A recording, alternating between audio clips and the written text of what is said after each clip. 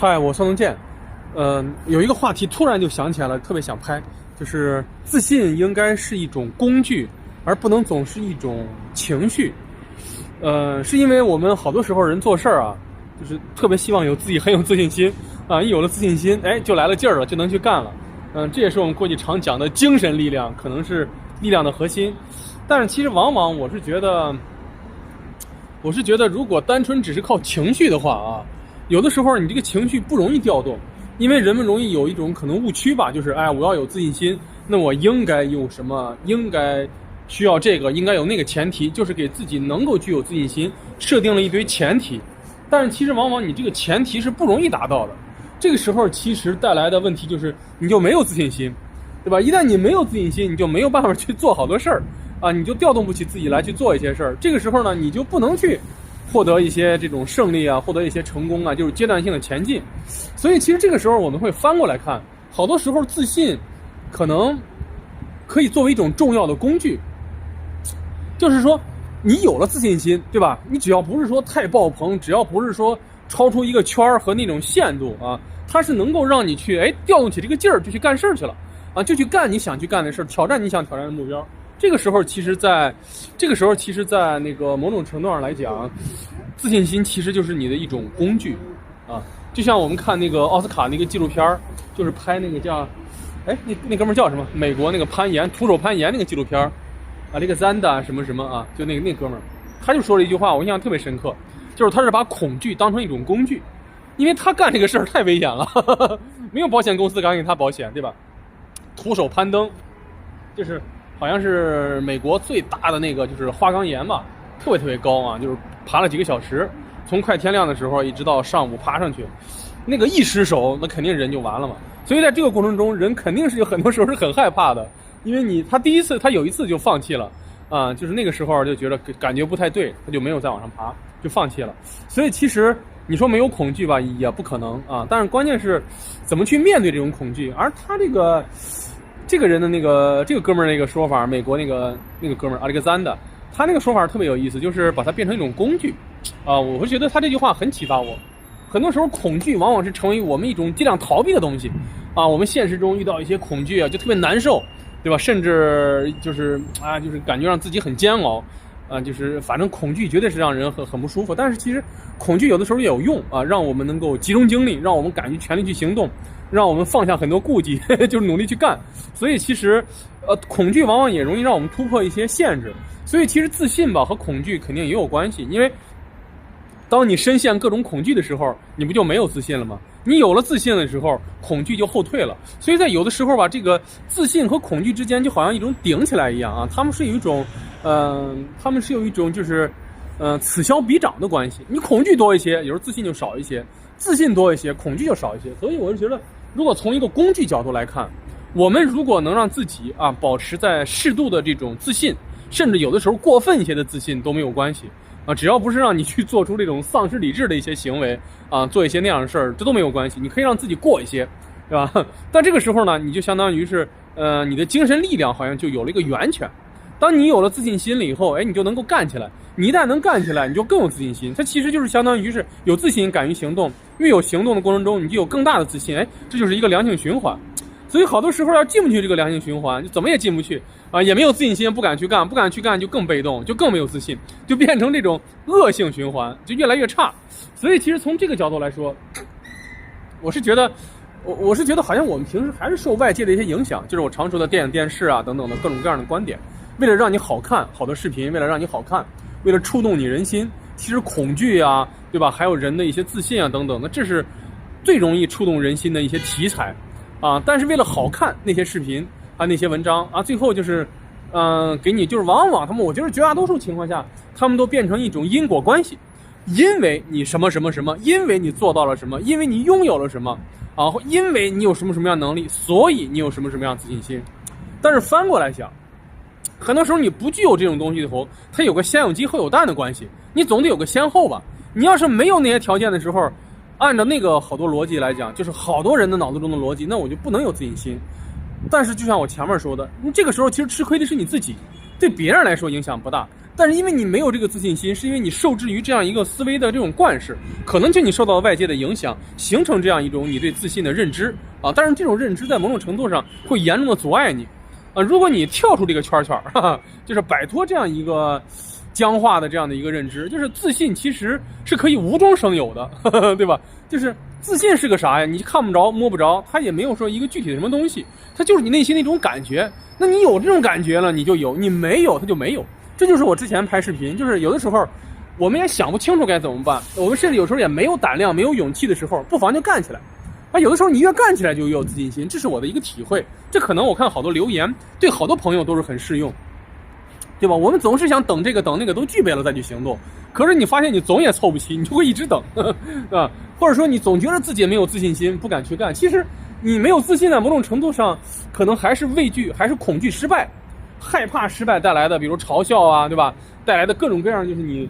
莫名其妙脑子中想出很多可怕的后果。但是你真正冷静下来，你会发现你担心的很多东西是不存在的，事情往往恶化不到那个程度，或者说带给你的这种损失和打击没有那么重啊，这才其实是常态。但是关键一旦陷入恐惧，你就没有办法用理性去思考，这个时候你就深陷在这个恐惧的这个漩涡里面啊，从小漩涡变成大漩涡，就是旋来旋去，旋来旋去，总也出不来。这时候你就怎么都没有自信心啊！这时候你的情况就越来越差。你没有自信心，肯定干不成好多事儿，也干不好很多东西。这样其实你就会进一步增大自己的这种负面印象，对吧？就是觉得自己不行，自己很差。你越这样越干不好。所以我觉得从工具的角度去看自信，我认为这个东西还是有用的。我觉得大家我会去思考这个问题，大家也可以去思考这样一个观点啊。我们把自信心当成一种工具啊，就是如果我有了它了，对我自己肯定是有好处的。那从这个逻辑，我想我们干嘛不有自信心呢？对吧？我们啥也不管，就是乱七八糟的什么这个前提条件，我们把自信心必须有好多这种条件给它去掉啊。当你就是拥有自信心的时候，其实你本身就有了一个很重要的条件。大家想一想，就是你做好多事儿，往往是你有自信心，你有精神力量，你不就去做了？所以其实自信心本身它就是可能是最重要一个条件。但是你给这个最重要的条件再加上前置的条件，反而让你这个最重要的条件，最重要的条件就是自信，就好像永远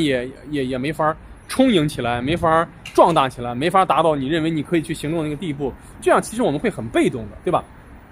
所以我觉得，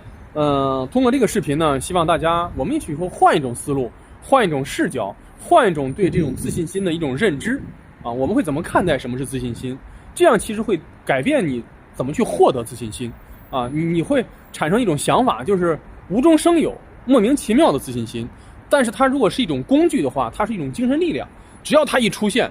就你会觉得就行了。但是一旦你行动起来，我是觉得在行动过程中，你会源源不断的在行动中又获得一个自信。这就像原子弹似的，氢弹，嘣，先有一个点火，最早一炸，然后又引起这种连锁的这种链式反应，就越来越多的这种就是爆发出来，对吧？中子啊，轰击更多的原子，就原子弹嘛，等等类似这种啊。所以在这个过程中，其实我们关键是总有这个最早的启动力啊。你最早的启动力没有，那就后面什么都谈不上了。但是我觉得这个启动力可能就是一种无中生有的自信啊。大家想想这个问题，哪怕你就是有的时候不管别人怎么说你啊，不管你现在就是可能什么都不具备，或者是感觉各方面都很差，甚至都很糟糕很烂，但是你突然就有了这么一种自信心，哎，你就动起来了。你动起来以后，好多好东西啊，好多机会啊，好多进展就不断的会过来。哎，我觉得这样的方法论啊，这样的可能我们做事的态度，对有些朋友可能会有帮助啊。所以我是认为，你像还有好多人给我留言说尴尬呀什么的，尴尬就是阻挡它是什么，阻挡了他们很多。但是你从心理学上分析尴尬，网上搜一下，尴尬和心理学有关。其实尴尬有的时候它也是一种恐惧啊，你也是恐惧一些东西啊，恐惧了以后你就没有信心去行动了，就是在某种程度上它伤害了你的自信心。所以我是觉得大家在不管是年轻人还年龄更大一点啊，我们可以经常自己去在现实的行动中去思考和探索一个问题，就是我们怎么获得自信心，而且就是说是得当的自信心啊，就是宁肯是过一点，对吧？但是不是那种泛滥、那种疯狂、那种就是好像丧失理智，不是那个意思啊，那个太过了。我们一般也没必要到那个程度，但是我们就是过分的兴奋啊，就是能够过分的能够调动自己，哎，觉得这种自信心在心里边像一股巨大的这种暖流和巨大的这种热流一样，这种奔涌啊，可能就是毫无来由的就有这种感觉，哎，就动起来了。我觉得这可能就是我们能够达到的目标。所以我认为，当然你如果在行动过程中，一个受到行动本身带给你的自信心的反哺，另外呢就是你也会找到一种怎么让自己无中生有、不断产生自信的一种方法和能力。你像我拍这个视频，好多人说我拍这个视频可能没有那么清晰的逻辑啊，还有很多东西，我就是想起来就拍，对吧？那你爱说啥就说啥啊，这就可能是我避免让自己在这方面的自信心受到打击的一个态度啊。就是大家好多时候往往是自信心很容易受到打击，就是别人怎么看你啊，对吧？别人什么嘲笑你啊，别人怎么说你啊，你的自信心就萎缩了。那这个时候其实对自己就不划算了啊。你还是觉得你有了自信心，你去干去行动，其实对你自己是最有好处的。那与其这样，那何不就是我们把自信心给搞出来呢，对吧？给它调动起来，是不是？就是让我们有自信比没自信强啊。其实有自信，我们也并不一定会发展到那种就是简直丧失理智啊，就是简直就是不顾后果呀。我觉得那样的人应该也是很少啊。大多数人其实还是缺乏自信的问题。所以我是觉得，就像我之前说的搭讪啊，你有时候看一个人很喜欢，你上去认识一下啊，尤其是年轻人嘛，对吧？单身的，你用这种方式不就很容易再认识一个你喜欢的人吗？所以这里面它都是有这个概率的吧，就是你行动起来不就有概率吗？但是行动的第一推动力不就还是自信吗？这是个大问题，这不是小问题啊。所以就是说，我们可能有钱啊，或者有这个东西啊，有那个工具啊，这都是一种工具，就是我们日常的各种各样的东西，电脑啊、手机都是一种工具。就是好多时候创业啊或科技也经常在讲工具对人类意味着什么。其实在内心来说，自信也是我们一个特别重要的工具。